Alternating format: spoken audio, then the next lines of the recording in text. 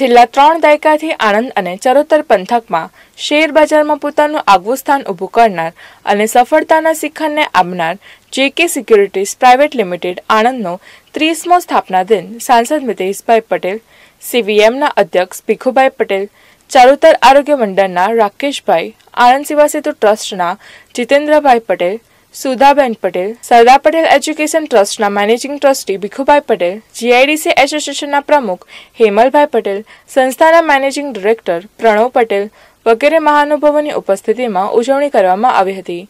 આ પ્રસંગે પ્રણવ પટેલે જણાવ્યું હતું કે આગામી 10 વર્ષમાં કંપની, સોસાયટી અને તેના સાથી ટીમ સભ્યોના તેમના ફાઇનાન્શિયલ ગ્રોથ તેમજ તેજ ગતિએ કેવી રીતે આગળ વધે તેના ઉપર વિચાર પ્રકટ કરી કંપનીએ 30 વર્ષ પૂરા કરવા બદલ ગ્રાહકો તથા સાથી ટીમ સભ્યોનો હૃદયપૂર્વક આભાર વ્યક્ત કર્યો હતો।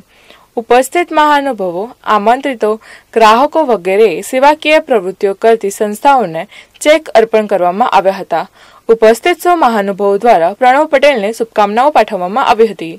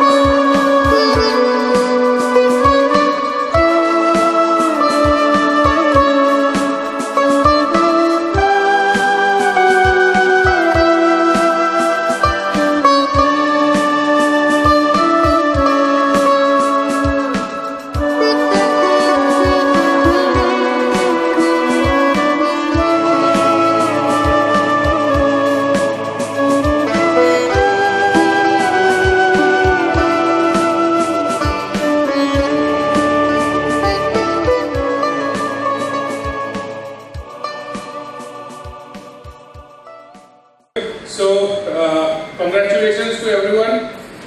Thank you our esteemed guests, guest of honor, chief guest. आज हमारा 30 years का celebration में आप कभी बता हमारी जोड़े सहभागी बनिया, एनी माटे thank you very much. We are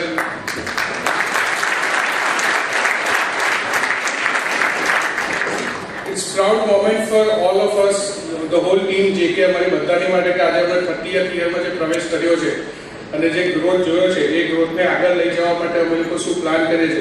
સો આજે હું તમારી જોડે અમારી ટીમ જેકે ની જે સ્ટોરી છે એનો બ્રીફમાં એક બતાવવાનો પ્રયત્ન કરીશ। ઓનરેબલ કિરીટ કાકા, જે અને કે stands for Jayendrabhai and Kiritbhai, બે બ્રધર્સ, બે ભાઈઓએ કંપની ચાલુ કરી હતી। કિરીટ કાકા was the founding member of this company. 98 માં એનએસડી ડીમેટ સર્વિસીસ આવી, ફિઝિકલમાંથી ડીમેટમાં આવી, ઇલેક્ટ્રોનિક મોડ। ત્યાં સુધી શેર બજાર was always about physical, paper જ જોયા હતા, ઘણા બધા લોકોએ જોયેલા છે। એમાંથી ઇલેક્ટ્રોનિક સર્વિસીસ આવ્યા। એનએસસીની મેમ્બરશિપ 95 માં લીધી અને 98 માં એનએસડીએલને લીધી। ત્યારે અમે ગુજરાતમાં ફર્સ્ટ 5 બ્રોકર્સ હતા જે લોકોને એનએસસીની મેમ્બરશિપ આપી હતી। એ વખતથી આપણે આ પ્રોસેસમાં સ્ટાર્ટ થઈ ગયા હતા, બિઝનેસમાં સ્ટાર્ટ થયા। 2003 માં એફએનડો, એનસીડીએક્સ, 2008 માં કરન્સી ડેરિવેટિવ્સ આપણે સમય પ્રમાણે અલગ અલગ વસ્તુઓને ઇન્વોલ્વ કરતા ગયા, મેમ્બરશિપ લેતા ગયા અને 2008માં એઝ એવરીબડી નોઝ સૌથી મોટું ઇન્ડિયાના માર્કેટનું મોટું બિગેસ્ટ માર્કેટ ક્રેશ આવ્યું.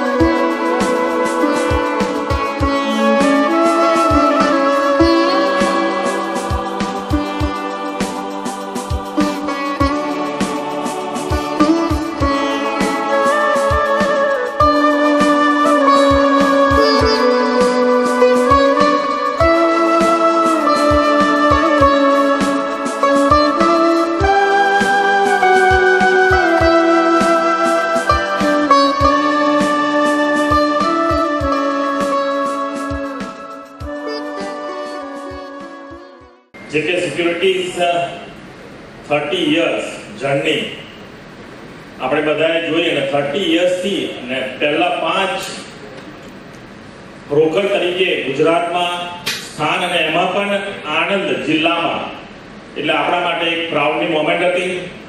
અને કિરીટ કાકાને તો ખૂબ નાનો હતો ત્યારથી ઓળખું છું અને ત્યાર પછી આ કંપનીને ટેક ઓવર કરી પ્રણવભાઈ અને કિરણભાઈ અમારી કંપનીના લગભગ મને યાદ નથી ત્યારથી અમારા ચાર્ટર્ડ એકાઉન્ટન્ટ છે, એટલે પ્રણવભાઈ અને કિરણભાઈ સાથે ખૂબ ઘર જેવો સંબંધ છે. આજે એક સાંસદ તરીકે નહીં પરંતુ એક ફેમિલી મેમ્બર અને ડીમેટ એકાઉન્ટ પણ મારું JK સિક્યુરિટીમાં છે. જ્યારે પ્રણવભાઈ મને મળવા ત્યારે મને એમણે કહ્યું કે તમારું ડીમેટ એકાઉન્ટ અમારી કંપનીમાં જ છે અને તમારા શેર પણ આ ડીમેટ એકાઉન્ટમાં પડ્યા છે. ત્યારે મને ખ્યાલ આવ્યો કે મારું ડીમેટ એકાઉન્ટ ત્યાં JK સિક્યુરિટીઝમાં છે. એટલે એક ડીમેટ એકાઉન્ટન્ટ તરીકે હું આજે આપણી સૌની વચ્ચે છું. ટ્રસ્ટ જે કંપનીનો હોવો જોઈએ એ તમારે બધાને ખ્યાલ છે કે ટ્રસ્ટ કેટલો મોટો હોય ત્યારે જે મ્યુચ્યુઅલ ફંડ હોય કે ઇન્વેસ્ટર જે ઇન્વેસ્ટ કરતા હોય એ આ કંપની પર ટ્રસ્ટ છે, એ બહુ મોટી વાત છે. અને કંપનીની જર્નીના 30 યર્સ આજે પૂર્ણ થયા છે. આવતા વર્ષોમાં જે અમને વિશેષ રાખી છે પ્રણવભાઈએ, એ વિશેષ પણ પૂર્ણ થશે, કારણ કે ટ્રસ્ટ મેઇન વસ્તુ છે. ઘણા બધા એવા ઇન્સિડન્ટ અત્યારે થઈ રહ્યા છે.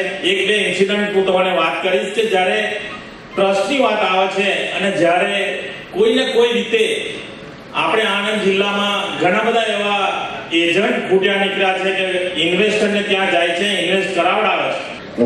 ઉત્સવ પ્રસંગે આપણા સાંસદ મુકેશભાઈ તથા અન્ય ગેસ્ટ ને પ્રણવભાઈ, કિરીટભાઈને સ્થાપક એના છે ને કિરીટભાઈ પણ અમારે ઘર જેવો સંબંધ છે એમની સાથે. અને એમણે જે મહેનત કરી, કારણ કે એને વિશે કોઈને એ વખતે કંઈ નોલેજ નહોતું કે આમાં શું કરવું શું ના કરવું. અત્યારે બધા ઘણા નીકળ્યા છે કે અનેક બ્રાન્ચો થઈ, પણ તે વખતે જે આણંદમાં શરૂ કર્યું અને આણંદને ઓળખાયું તો ઓળખનાર JK સિક્યોરિટી છે.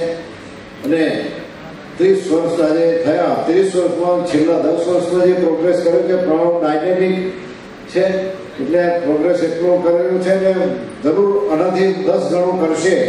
જે એમને પ્રોજેક્શન આપ્યું છે પણ મને તો એવું લાગે છે કે એનાથી પણ વધુ જરૂર કરશે. પધારે આપ સર્વનું JK પરિવાર વતીથી હું સ્વાગત કરું છું.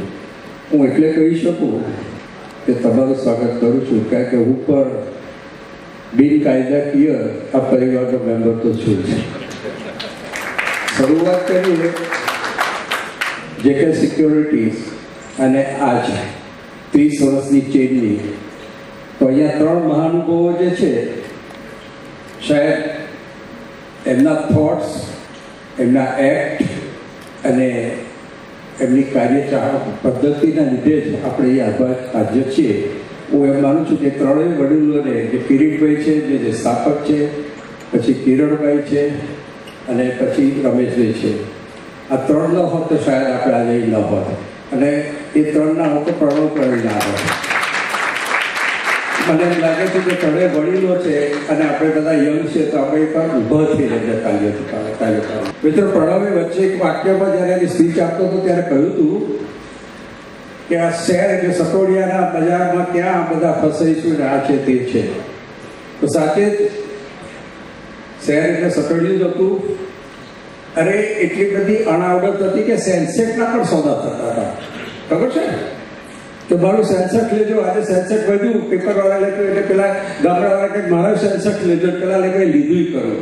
આપણે ગકારભાઈ કીધું ને કે લીધું કે લીધું જે હોય પણ ચાલે છે, તો એ પણ ચાલ્યું હતું આ યુગમાં, આ સેન્સેક્સ અને ત્યારથી આજના ડિજિટલાઇઝેશન યુગમાં લાવવા બદલ આ કંપનીના કર્મચારીઓ તો હું નહીં કહું, કારણ કે કર્મચારીઓ અમારા અને કિરણના ઓર્ગેનાઇઝેશનમાં આવતું નથી, એટલે પરિવાર અમારા ઓર્ગેનાઇઝેશનમાં આવે છે.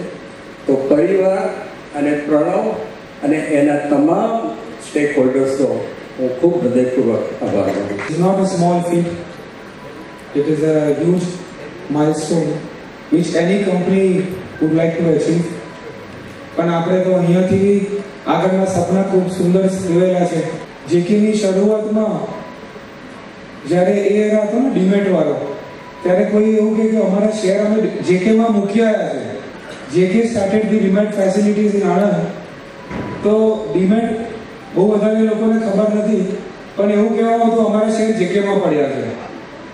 એટલે એવો વિશ્વાસ લોકોને આજ સુધી કાયમ રહેશે. અને આગળ આપણે જે કંપનીના ગોલ્સ જોયા છે, તો અમને ખાતરી છે કે જબરજસ્ત માઇલસ્ટોન્સ આગળ આપણે અચીવ કરવાના છે. ગવર્મેન્ટના બી ખૂબ સુંદર પ્લાન્સ છે. India is very bullish. 5 trillion economy પહોંચવાનો ગોલ છે. એટલે ઇન્ડસ્ટ્રીઝ, સ્મોલ સ્કેલ ઓર્ગેનાઇઝેશન્સ બહુ સારા ડેવલપમેન્ટ કરવાની છે. તો હું જેકે સિક્યોરિટીઝની તમામ ટીમને એવું કહેવા માંગીશ કે આપણા આણંદ જિલ્લાની ઘણી બધી નાની સ્કેલની ઇન્ડસ્ટ્રીઝને પ્રેરિત કરે કે એસએમઈ આઈપીઓ અને મેઇન બોર્ડ આઈપીઓમાં તમે લઈ જાઓ અને આણંદ જિલ્લાની જે વેલ્થ છે એ મલ્ટીપ્લાય કરો.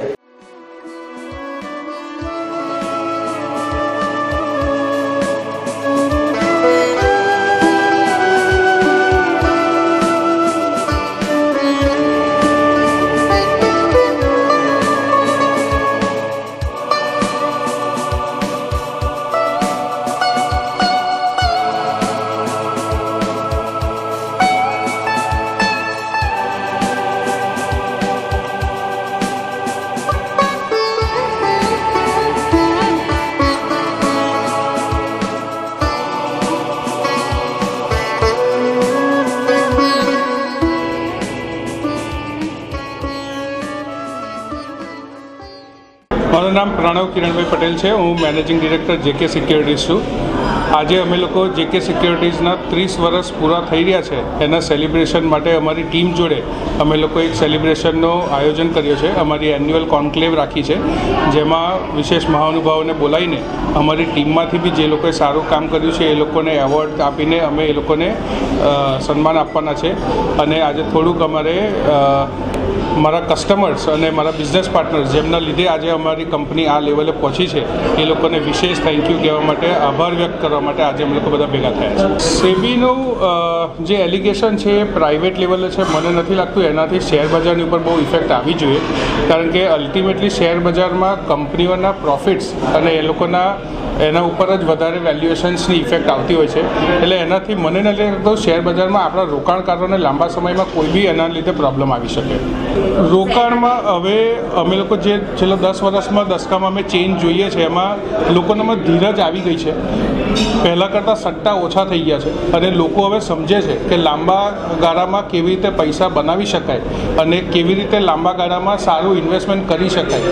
એના માર્ગદર્શન હેતુ મ્યુચ્યુઅલ ફંડ છે, પીએમએસ છે, એવી બધી પ્રોડક્ટ્સનું બી એક્સેપ્ટન્સ બહુ સારી રીતે ગ્રાહકોમાં આવી રહ્યું છે, જેના લીધે લોકો ખરેખર બહુ સારા પૈસા બનાવી. એ હમણાં ગવર્મેન્ટના તરફથી બી એવું સ્ટેટમેન્ટ આવ્યું હતું. લોકોનામાં જાગૃતતા વધી છે. પર્પઝ એ છે કે લોકો રિસ્ક બી સમજતા થયા છે કે એફડી કરતાં વધારે મ્યુચ્યુઅલ ફંડમાં કેવી રીતે મળે છે અને મારે કેટલા સમય માટે રોકાણ કરવું છે. લોકો એફડી કરતી વખતે સમજી નહોતા શકતા કે મારે 5 વર્ષની એફડી કરવી છે કે 1 વર્ષની, એટલે એફડીમાં અને જ્ઞાન નહોતું એટલે એફડીમાં રોકાણ કરતા હતા.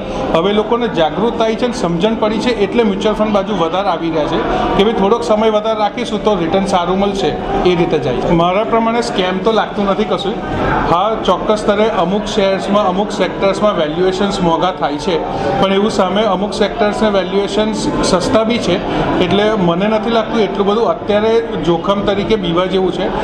આપણા દેશમાં અત્યારે કંપનીઓ જીડીપી ગ્રોથ સારો છે, એના લીધે કંપનીઓના પ્રોફિટ્સ ખરેખર બહુ સારા છે.